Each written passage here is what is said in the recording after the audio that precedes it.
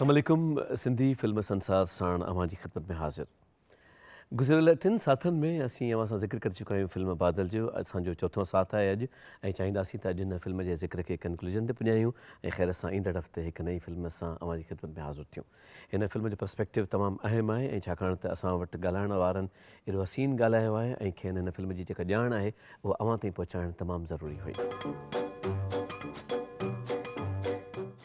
असांजे हिन साथ में असां साण मौजूदु आहिनि फिल्म जा हीरो ऐं सदाबहार असांजा वजूद साईं वसीम साहब ऐं वसीम साहब सां गॾु यकीनन नालो जीअं हमेशह अर्ज़ु कंदा आहियूं तारुफ़ जो मोहताज न आहे। असां वटि मौजूदु आहिनि साईं सईद फिदा हुसैन शाह साहब। महिरबानी। ऐं उन साण बि नाला अहिड़ा आहिनि जेके यकीनन कहिड़ो तारुफ़ कराइजे, साईं नजमा काविश साहिबा ऐं उन्हनि साण मौजूदु आहिनि साईं नादिर बलोच साहब। भलीकार हिकिड़ो बार वरी ऐं माना त महिरबानी चाहींदासीं त असां जेका ओपनिंग कयूं, जेका शुरूआति हुजे उहा असां प्रोफाइल्स सां कयूं। कुझु अहम प्रोफाइल्स असीं अवां जी ख़िदमत में पेश करणु चाहियूं था। असां वटि हिन सिलसिले में 3 प्रोफाइल्स मौजूदु आहिनि। पहिरियों प्रोफाइल आहे साकी साहब जो। असुलु नालो अब्दुल लतीफ़ बलोच, कोटड़ी सिंध सां तालुक़ु रखंदो हो। शुरूआति में हीरो हुयो जंहिं 1958 में फिल्म लखपतीअ में निगहत सुल्ताना जे साम्हूं हीरो जो किरदारु अदा कयो। निगहत सुल्ताना साईं ससी पुनू 1958, बम्बई वाला 1961 में फिल्मूं कयईं पर घणो कामयाबु न थियो। पोइ विलन जो किरदारु अदा करणु शुरू कयईं। स्कूल जी फिल्म इल्तिजा, उनखां पोइ भवानी जंक्शन, रात के राही ऐं नांगन खे शोहरत जे बुलंदियुनि ताईं पहुचायो। हुन 1968 में पापी ठाही पर नाकाम वियो ऐं फिल्म सिर्फ़ु हिकु ॾींहुं हली सघी। 1970 में हमलोक ठाहियईं जंहिंमें को बि हीरो हीरोइन न रखियईं, रुगो ॿार अदाकार जुगनू ऐं मुराद उन फिल्म में शामिलु हुया। साकी साहब 430 फिल्मुनि में कमु कयो, जिन में सिंधी, उर्दू, पंजाबी ऐं पश्तो फिल्मूं शामिलु आहिनि। संदसि आख़िरी फिल्म दुश्मनी पंजाबी फिल्म हुई जेका 1995 में रिलीज़ थी हुई। हुन 2 अहम ॻाइणनि मुजीब आलम ऐं मसूद राना खे दरियाफ़्त कयो हुयो।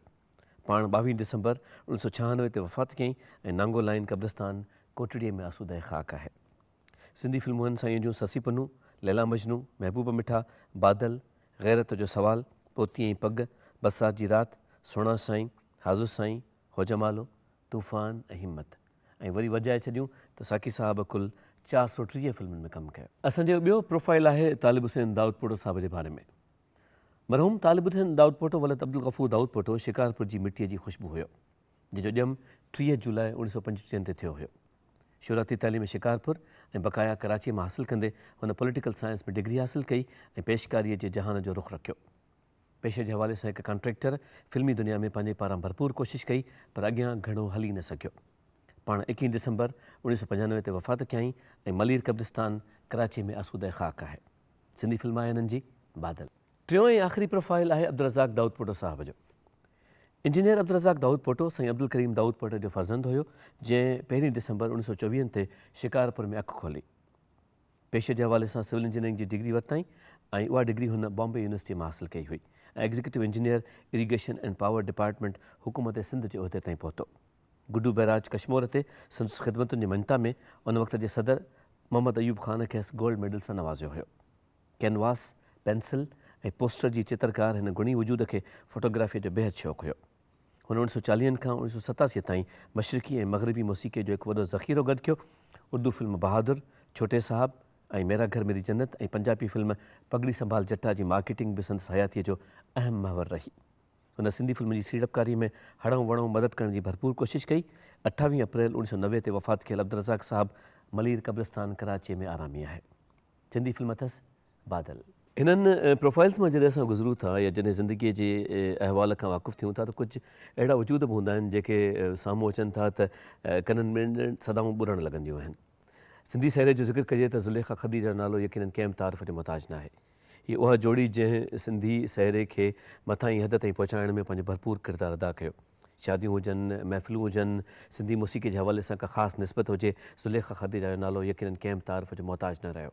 ऐं फिल्म बादल में हुननि जी हिकु ख़ासि रिकॉर्डिंग हुई, हिकु ख़ासि साहिरो हुयो जेको असीं अवां जी ख़िदमत में ख़ासि तोहफ़े जी हैसियत में पेश कयूं था।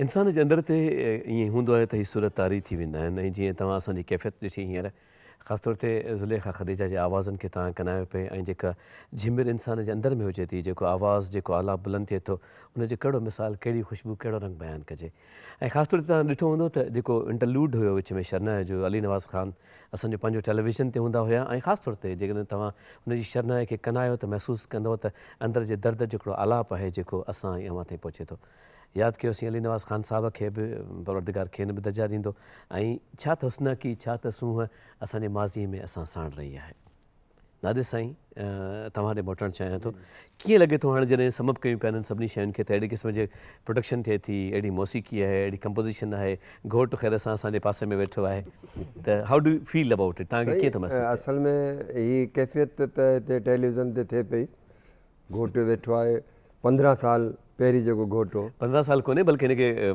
काफ़ी सारो अरसो थी चुको आहे जी हा त अहिड़ी साॻी कैफ़ियत जॾहिं इहो फिल्म हलंदी हुई त इन्हनि शहनाइनि ते इन्हनि आवाज़नि ते माण्हू नचंदा हाल में ऐं उहे साॻा पैसा विराईंदा साॻा झुमरियूं पाईंदा त हीअ उहा मौसीक़ी आहे जंहिंखे माण्हू कॾहिं विसारे नथो सघे ऐं अहिड़ी मौसीक़ी अहिड़ी महिनत वरी थिए ई कोन नज़र अचे पई वाह वाह उन ज़माने में जेको ख़ासि कर ॻाल्हियूं हूंदियूं त माण्हू फिल्मुनि जूं बाक़ाइदे लाइनूं करे बीहंदा ब्लैक सां टिकट वठंदा उहो माहौल ई कोन्हे हाणे ॾिसनि ई नथा अचनि ई नथा सिनेमाऊं टुटी वियूं ऐं हिकिड़ी ॻाल्हि ॿुधायां था इन फिल्म जा पोस्टर जेके आहिनि उहो मूं ख़ुदि पंहिंजे हथ सां ड्राइंग मां इन पासे आयुसि पिए त तव्हां खां पुछिजे त जेके तव्हां पोस्टर्स ठाहींदा हुयो इन हवाले सां हा मूं ख़ुदि इहे वसीम जा चहिरा सईदा जा साकी साहिब जा इहे सभु मूं ड्राइंग कया बैनर लॻाया कटआउट्स हूंदा हुया कटआउट वॾा कटआउट ठहियल आहे हा बंदूक खणी बीठो आहे पिंगे में लोॾे पई ॿार समेत इहो माना नज़मा जो कटआउट बि ठहियो हूंदो नंढो जी हा मूंखे ख़बर न हुई त नज़मा आहे पर नंढे हूंदे जो ठीकु आहे इहा साॻी कैफ़ियत वरी शालीमार सिनेमा में हूंदी उहा साॻी ईद ते फिल्म लॻी उहा साॻी ऐं यकीन करियो त ॿिन्हिनि तरफ़ हिकु ईद जो समा हो वाह माण्हू बाक़ाइदे नवां कपिड़ा पाए फिल्म पिया ॾिसनि वाह वाह वाह ऐं उन ज़माने में घणो करे फिल्मूं ईद ते ई रिलीज़ थींदियूं त वरी हिकिड़ी विच जी ॻाल्हि ॿुधायां चांडोकी जी त जॾहिं मुश्ताक चंगेज़ी अजरक ऐं टोपी पाए हलंदो आहे फिल्म में उहा वाक़ई हक़ीक़त तव्हांखे ॿुधायां थो त माण्हुनि जी सिंध जे माण्हुनि कॉपी कई सही अजरक ऐं टोपी जी सही त असांजा जेके बि हीरो वसीम आहे रहमान आहे ॿिया जेके एक्टर आहिनि उन्हनि जूं माना बाक़ाइदे कॉपी कयूं आहिनि बाक़ाइदे एप्रिशिएट कयो वञनि माण्हुनि खे हिन ज़माने जा हीरो सिखनि ई नथा इहो कमु ई नथा सिखनि बसि पंहिंजे मुंहुं हीरो थिया पियो उहो अहिड़ी शोहरत हासिलु हाणे हीउ वसीम तव्हांजे साम्हूं वेठो आहे इन संगीता मोहम्मद अली ऐं ज़ैबा सां कमु कयो आहे ठीकु आहे ठीकु हाणे तव्हां ॾिसो उन में हिन जी केॾी वॾी ख़ूबसूरती आहे ऐं बिल्कुलु बेडपो मोहम्मद अली हिकिड़ो मज़लूम माण्हू थियो बीठो आहे हीअ हिनखे नो लिफ्ट करे बीठो आहे टंग ते चाढ़े वेठो आहे त हीअ हिकिड़ी वॾी ॻाल्हि हूंदी आहे पर हाणे लाहौर आहे उते हीअ न हली सघियो वधीक वापसि पंहिंजी सिंधी फिल्म लाइ अची वियो ऐं सिंधी फिल्मूं बंदि थियूं। वसीम साहब, तव्हां ॾे अचूं था, तव्हांजी मेमोरीज़, तव्हांजी यादूं उनखे वाइंड अप कयूं फिल्म खे, त तव्हांजूं यादूं कुझु वधीक बादल जे हवाले सां? हिनजी यादगिरियुनि जे अंदरि इहा स्पेशली हिकिड़ी ॻाल्हि इहा आहे त इहा फिल्म जेकी ठही हुई रमज़ान शरीफ़ जे महीने में ठही हुई जी। ऐं मां रोज़ा रखंदो हुउसि। इन जी जेकी बि आउटडोर शूटिंग थी आहे, गाना थिया आहिनि, हीअ नाज़ अदा, हीअ आ थी, इहे इन में मां रोज़े सां आहियां। अच्छा, मूंखे उहो रोज़ो यादि थियो अचे। माना फिल्म मुकमिल रमज़ान में थी पोइ रिलीज़ रिलीज़ ईद ते day night in ji shooting हलंदी, उन खां पोइ इहा फिल्म रिलीज़ थी वई। अलाही महिरबानी सां सुठी ठही फिल्म। बसि इहा जो यादगिरियूं आहिनि। ऐं उहो मूंखे इहो बि यादि थो अचे त असांजो जेको प्रोड्यूसर हूंदो, नालो किको सेठ चवंदा, इस्माइल मेमन साहब। इस्माइल मेमन जी किको हाँ, सेठ। जी हाँ, जी हाँ, जी हाँ। हा, हू वरी मुंहिंजी असुर जी जेको सहरी जेके चवंदा आहियूं, सहरी जी मुंहिंजो लाइ खाधो पाण खणी ईंदो सुबुह जो फजर जे टाइम ते, ऐं वरी इफ़्तारी जो बि सामान खणी ईंदो मुंहिंजे लाइ। तव्हां बीइंग सुपरस्टार कीअं हुयो? जॾहिं तव्हांजो उरूज हुयो त तव्हां एज़ अ सुपरस्टार कीअं हूंदा हुयो? नखरे वारा हूंदा हुयो, दड़केबाज़ हूंदा हुयो, या ओड़ा ई हुयो जहिड़ा तव्हां हाणे आहियो? मुंहिंजी ॻाल्हि ॿुधो न, मुंहिंजी हाणे वधीक पंहिंजी गवाही नथो ॾियां। साम्हूं मुंहिंजो गवाही वेठी आहे नादर बलोच, इन मूंखे शुरू खां ॾिठो आहे। मुंहिंजे अंदरि गुरूर मगरूर तकबुर वारी का शइ न हुई। वाह उहा ई लाइन पई अचे, अञा ताईं उन लाइन ते ई आहियां। वाह वाह वाह। कॾहिं बि मूं पाण खे एक्टर न सम्झो न, ऐं अञा ताईं चवां थो ऐं एक्टर न आहियां। माण्हू चवनि था, ऐं नथो चवां। छा साहब तव्हां? ॾिसो, वसीम जे बारे में आउं इहो चवंदुसि त अवी सभु हुनजूं फिल्मूं खणी ॾिसो, अव्हांखे हुन में उहो ई गुलाबीपण महसूसु थींदो जेको असांखे शाहरुख़ ख़ान में, सलमान ख़ान में उन दौर में मिले। उन दौर में। ऐं ही वाहिद हीरो हो जंहिंजी चेल बि सफ़ा हेतिरड़ी हूंदी, ऐं असां फिल्म जे गीतनि में ॾिठो आहे। सो इहा हिकिड़ी वॾी ॻाल्हि हुई त अवी पंहिंजे उन कैरियर जेको स्पेल अव्हांजो थिए थो, उन में अवी उहा पंहिंजी रिपुटेशन रखो। ऐं जेका फिल्म पंहिंजो अव्हां कई इंसाफ़ और कानून, उन में बि अवी ॾिसो त संगीता जे मुक़ाबिल या मोहम्मद अली साहब जे मुक़ाबिल बाक़ाइदे ट्रांसफर ऑफ एक्सप्रेशन थी आहे। ॿिन्ही महमद अली ऐं वसीम जेको सीन कनि था पिया, त उन में अवी ॾिसो त मोहम्मद अलीअ जहिड़े अदाकार जे अॻियां ही कहिड़ी साइमीअ में तुरे पियो, ऐं हिन पंहिंजे जज़्बनि खे ऐं पंहिंजी परफॉर्मेंस खे कीअं डिलीवर कयो आहे। That is amazing. नज़मा, तव्हां आख़िर में कुझु ॿुधाइणु चाहियो अम्मा जे हवाले सां? मां इहो ई चवंदसि त मां इलाही मिस कंदी आहियां उन्हनि खे, छो जो उन्हनि खां मूंखे इलाही कुझु सिखण लाइ मिलियो। मुंहिंजो पहिरियों स्टेज प्ले हुयो त मां इलाही कंफ्यूज़ हुअसि ऐं ॾाढी ॾिनल हिकिड़ी, ज़ाहिर तॾहिं मुंहिंजी एज बि 13 इयर्स हूंदी जॾहिं मां फस्ट स्टेज प्ले कयो हुयो हैदराबाद जे स्टेज ते।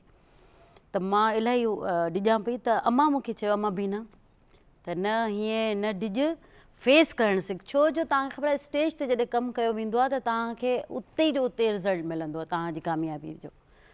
त पोइ मूंखे उन्हनि काफ़ी, ऐं नंढे हूंदे खां ई मूंखे गाइड कंदियूं रहंदियूं हुयूं त न हीअं करिणो आहे, हीअं करिणो आहे, हीअ फील्ड अहिड़ी आहे, हिते हीअं हलिणो आहे, हर कंहिंसां कंहिंजी केतिरी रिस्पेक्ट कजे, या तव्हांखे अगरि नालो कमाइणो आहे त कंहिंजी कीअं इज़त कजे। त यानी मां उन्हनि खे एतिरो यादि कंदी आहियां हिन हवाले सां, छो जो अॼु उहा शइ मूंखे कमु थी अचे। वाह वाह। अॼु मूंखे उहे शयूं, उहे ॻाल्हियूं, उहे उन्हनि जा चयल लफ़्ज़, छो जो उहे बि पंहिंजो हिकिड़ो वक़्तु गुज़ारे आयूं हुयूं। वाह वाह। त असां शायदि उन उमिरि में इन्हनि शयुनि खे चवंदा आहिनि न, जॾहिं उहा एज हूंदी आहे त तव्हांखे कुझु सम्झ में न ईंदो आहे। सही आहे। त हाणे अची उन एज में फील थिए थो वाक़ई वॾनि जो जेको चयल आहे उहो बिल्कुलु परफेक्ट ऐं यानी उन्हनि जो गुज़ारियल आहे। त मां इलाही कुझु उन्हनि खां सिखियो, ऐं अॼु बि मां उन्हनि खे इलाही यादि कंदी आहियां, ऐं अलाह साईं उन्हनि खे जन्नत नसीब करे। आमीन। बीना साहिबा जे बारे में गुफ़्तगू कईसीं पिए नज़मा काविश साहिबा सां, ऐं ख़ातिन नज़ात ईअं आहे त हिन फिल्म जे हवाले सां जॾहिं पहिरें प्रोग्राम में असां शुरूआति कई त हिकु आइटम खां असां वञी ख़िदमत में हाज़िर थिया हुआसीं। मंज़ूर नक़वी साहब जी सदाबहार शाइरी आहे, इमदाद हुसैन जी कंपोज़िशन आहे, मोहम्मद यूसुफ जो आवाज़ आहे, ही नाज़ ही अदा, ऐं उनखे उन्हनि टिनी खे ख़राज अक़ीदत पेश करण लाइ, बल्कि हिन फिल्म जे सॼे क्रू खे हुन सभिनी परफॉर्मेंस खे ख़राज अक़ीदत पेश करण लाइ असां चाहियोसीं त हुन गाने खे रीडू करे अव्हांजी ख़िदमत में हिकु दफ़ो वरी पेश कयूं। सज्जाद यूसुफ असां साणनि, अचो त सभु इन गाने खे ॾिसूं था।